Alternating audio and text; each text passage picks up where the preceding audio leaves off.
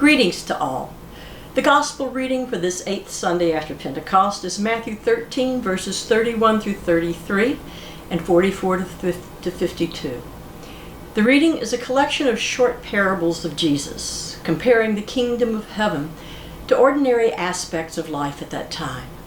To begin with, each comparison sounds well and good, until we realize that in each comparison, the results are a bit unsettling because of the way Jesus tells the story. Jesus says, the kingdom of heaven is like the tiny mustard seed, which grows into the shrub one would expect, but then mysteriously the shrub becomes a tree, in which the birds of the air can make their nests. But mustard shrubs don't mysteriously turn into trees. Jesus says, the kingdom of heaven is like the yeast that transforms all of the dough. But in Jesus' time, yeast, leaven, often functioned in stories as a symbol of evil. Jesus says the kingdom of heaven is like discovering a treasure in a field. But the field in which you discovered the treasure does not belong to you. Together, these short parables tell us that we can best glimpse the possibilities for a kingdom-type life on this earth when life as usual becomes a bit unsettled. And that brings us to this week's point to ponder. Whatever unsettles us also holds the power to heal us. To ponder that point with me today is my friend John Mayo, who was born and raised in Washington, D.C., graduated from Howard University with a degree in civil engineering, and retired several years ago from Oak Ridge National Laboratory in Oak Ridge, Tennessee, as a senior engineering project manager. John began our conversation with a story about insights he gained from a recent unsettling experience. I had an instance yesterday. I'd gone to shopping at the Walmart, and you know how the confusion you have at Walmart these days with all the stuff that's going on.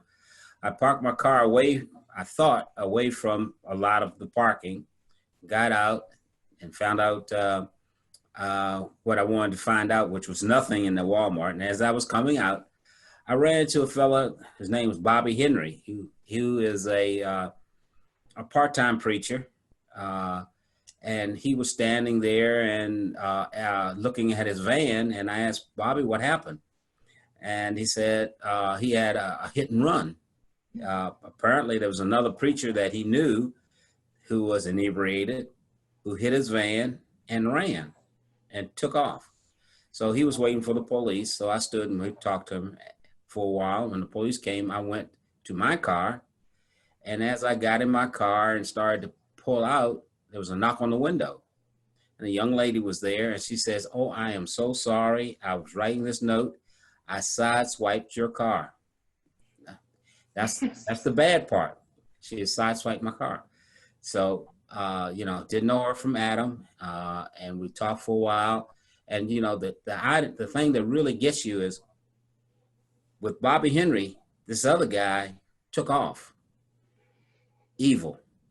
In my instance, this young lady stayed around, and we talked. We exchanged information. And to me, that was a very good thing that people don't ordinarily do these days. Mm-hmm. So, there's a good and evil there, that it was right there in front of me. The only thing I had to do is just think about it a while.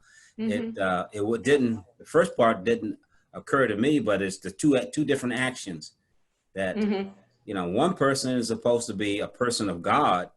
And here's a young lady I don't know at all. As a matter of fact, she said she was from Romania, and I can't pronounce her last name, but she stood and waited till I came. But she was writing a note, and she waited and did the right thing, which is the good one. What that makes me think of is that there's so much in unsettling, and maybe not even just unsettling, but perplexing and troublesome times. We really have choices about how we respond. We had a Zoom meeting earlier last week with Father Matt over at the ESK, and the meeting was to talk about diversity and race. Mm-hmm. And when I introduced myself, I had to introduce myself by letting them know that I was born in 1943, which is a long, long time for some of the people who were in that meeting. Mm-hmm. And being a Black person born in Washington, D.C. in 1943, up until being a Black elderly person in Knoxville, Tennessee in 2020, I've seen a whole lot of change, and I've seen a whole lot of seen change that never has been made. Mm-hmm. So I have to explain, there are instances in my life that just stand out. Um, what happened in 1954? What happened? You can't forget that. Where you were in 1954. I Mm-hmm. was in Garrison Elementary School, at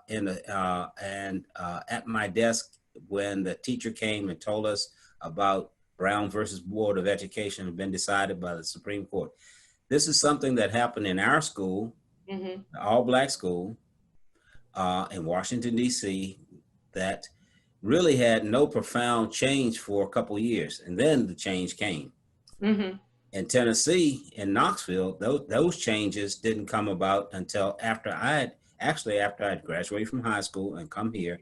And the change we saw was in 1967, 68. Mm-hmm. And of course, the other changes that jump out at you is I was in econ class in November of 1963. So I know what happened. If you know what happened then, Kennedy was assassinated. Mm-hmm. I know what happened in April 4th, 1968. I was sitting in my apartment when someone came down the hall and said, Dr. King's been shot. Mm-hmm. These are the things that just go that they're in your mind, in your head, and then you get to where we are now with Black Lives Matter, and you have George Floyd. Here's another person who was killed, and on and on. Trayvon Martin. These are the things that haven't changed since 1943.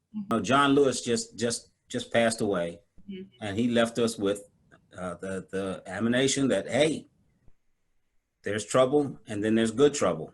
Mm-hmm. So, if you're going to do good trouble, you're going to make things change. In your lifetime and all these things that have come up over and over, what are the nudges that you felt sometimes to participate in whatever seems to need to happen, and can you tell me a story about that? When I had the choice to come with Rust Engineering, to come to Ohio, uh, to go to Maine, to go to Northern Michigan, or to go to Tennessee, I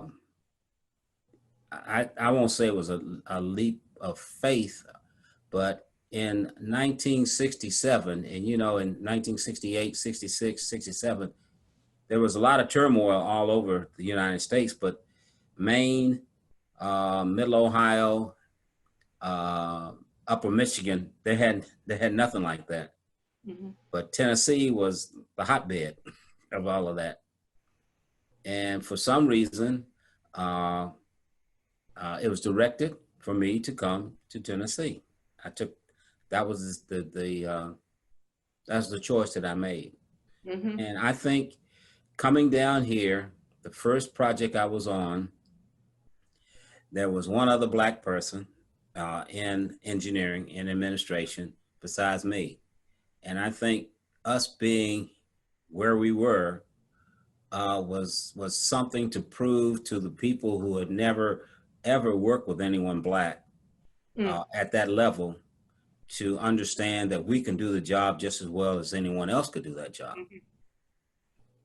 And I don't think maybe I was planted there. I don't know. But like I said, there are three other directions I could have gone to and been very, very comfortable. Mm-hmm. Mm-hmm. And I found coming here, doing what I did, that I am comfortable and I won't need to go back, because I'll be more uncomfortable going back there right now. Mm-hmm. Mm-hmm. Okay, anything else? going to Kroger's one time, and well, let me preface this by saying that I do believe in angels. Okay, I do believe when you look at someone's face, if there's not an angel, you may be looking at the face of Jesus. God may be there, and you don't know where this is going to be and what's going to happen. And I was parking the car, putting the groceries away, and a fellow came up and asked, very nice fella, not a panhandler, could you loan me $5? And I was putting the things away, and I turned and I said, I can't because I don't carry currency. But I was going to turn around and look in the car and see whether I could find any money. And by the time I turned around, he was gone. I said, wow, that's strange. And I felt, I had a feeling about it. I said, there was an opportunity for me to do something. Someone's given me an opportunity there that I missed. So a couple weeks later, I was in Kroger's, leaving again. And I heard all these other people were putting their groceries away, but I heard someone back, a fella yell at me and said, could you give me a jump? Didn't know him or anything. So I did. And we chatted a while, got his car started. I went and put my things away, turned around, and he was gone. I said, the first one was one of those angels that was tapping me on the shoulder and said, hey, I want to let you know we're here. The second one said, this is your chance for redemption, and I'll give it to you. And that made me feel good. That one's over. Something else is going to come. Something else will come up. I'll have another opportunity because there's another angel out there that's going to let me know. It's just like, they'll come and just tap me on my shoulder, and I look around and probably look like somebody I know. I don't know. Probably so. Yeah. Yeah. Thank you. You're welcome.